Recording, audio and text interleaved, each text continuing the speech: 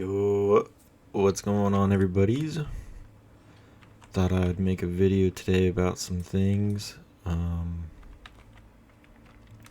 Haven't played in this world in a while. Battlefield 6 came out, Arc Raiders just came out, and I took a little bit of a break.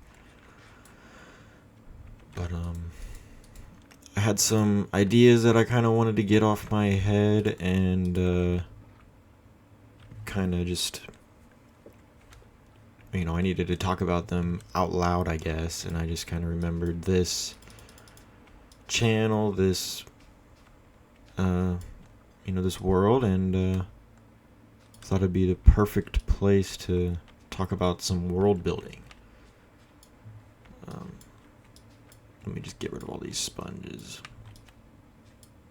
really quickly. But,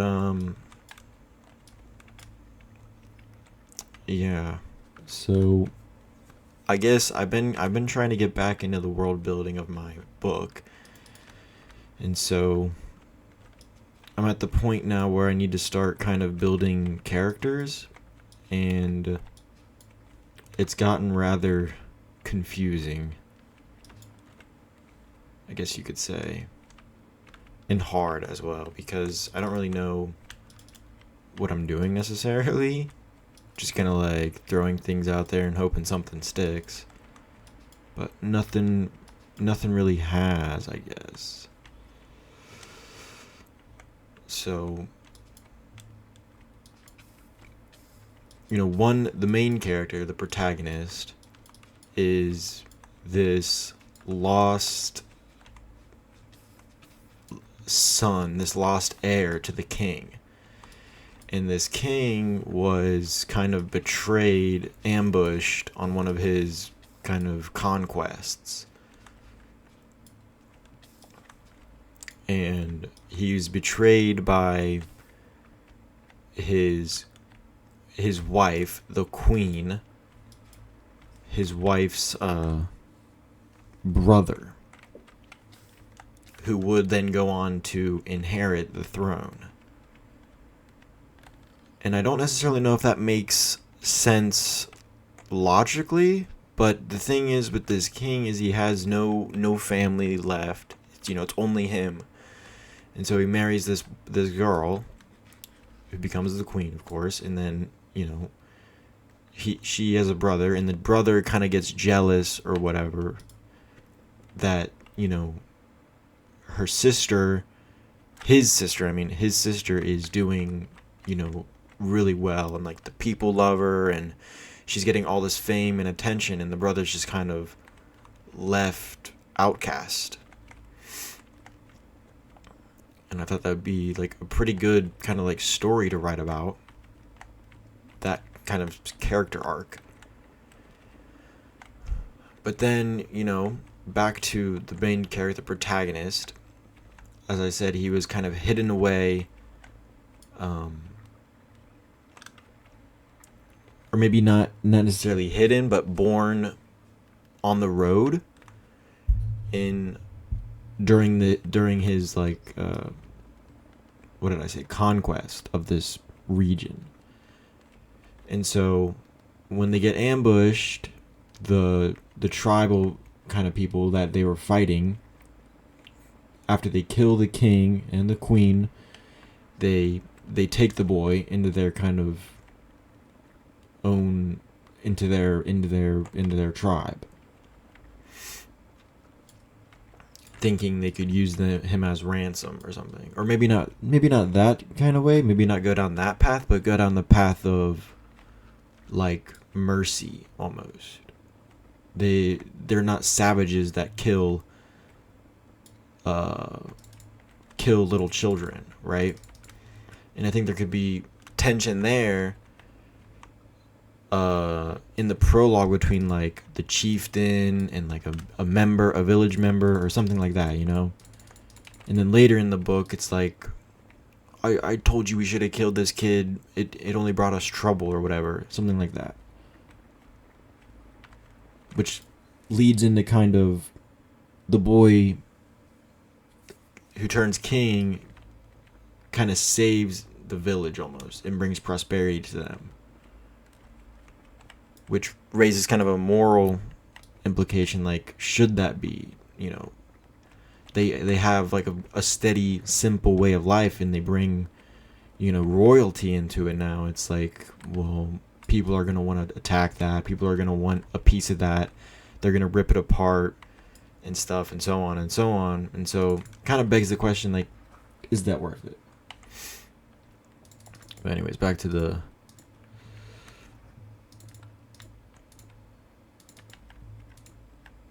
question at hand, not question, but topic at hand is,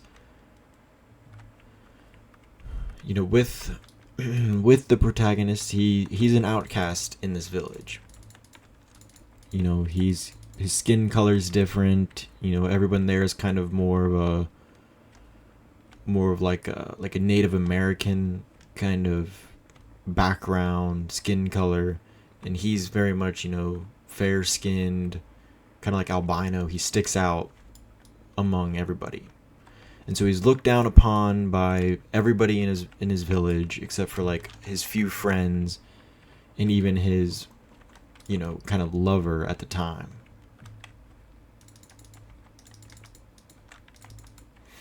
And so he has no family aside from the guy who took him in, who wound up being a carpenter, a very skilled kind of like furniture maker, woodworker, house maker, whatever you call it. No, get me up there. And so, the boy learns a lot from his kind of mentor, this mentor character. But at the beginning of the book, he dies. The mentor dies, and he's, he's kind of, I don't want to say relieved, but he's kind of set free from the tribe.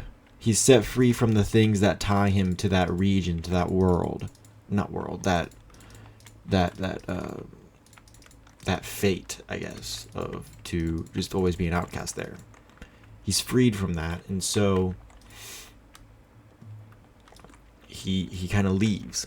He ends up leaving the village, and he meets people along the way. He knows what his destiny is by certain things, and so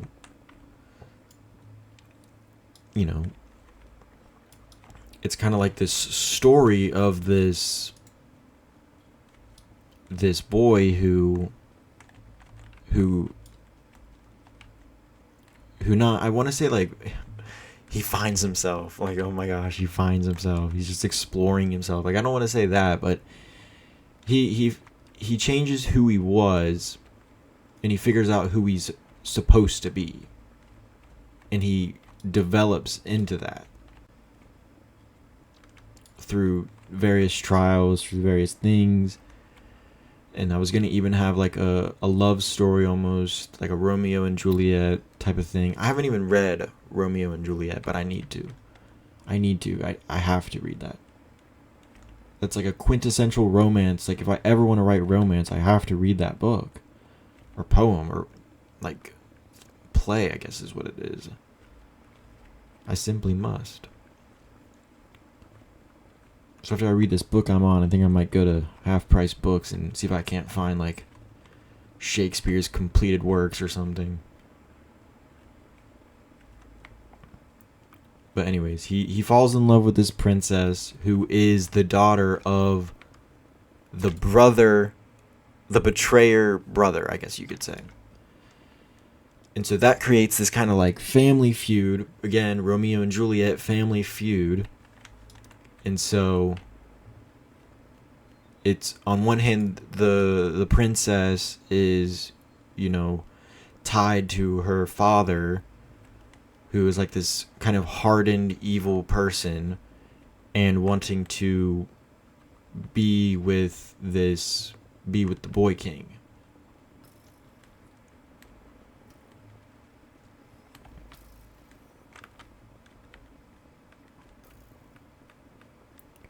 And so then it could also turn into like a Robin Hood type of thing where the Boy King is kind of fighting the royalists in the woods and in the trees, guerrilla warfare style.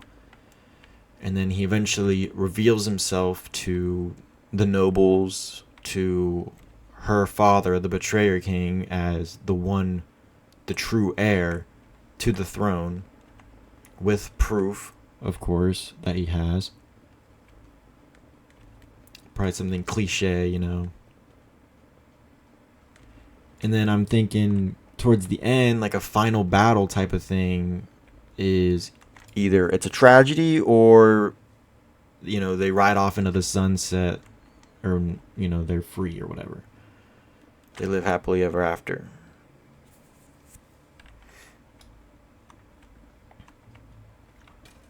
But in that final battle, the tribal people that he lived with and grew up with come to his rescue.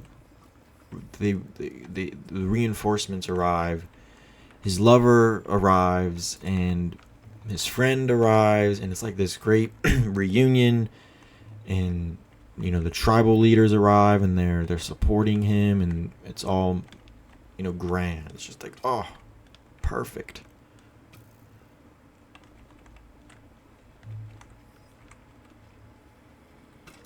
But it's most definitely a story of, like, a message, I guess you could say. The message of the story is kind of perseverance in the unknown.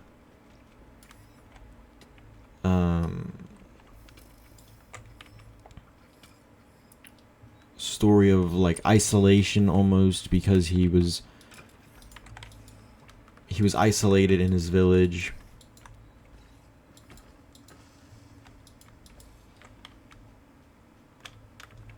I'm just gonna go up here and sleep to get rid of the rain. But I think it's a pretty solid story.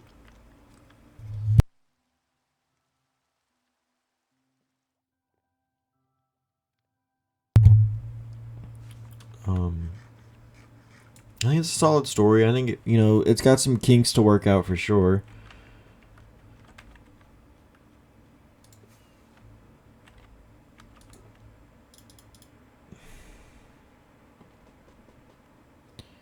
I'm missing a couple sponges.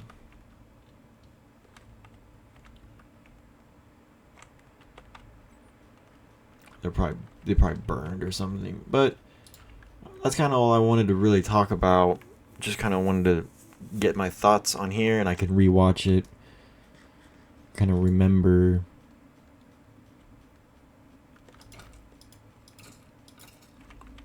My gosh, I keep yawning now.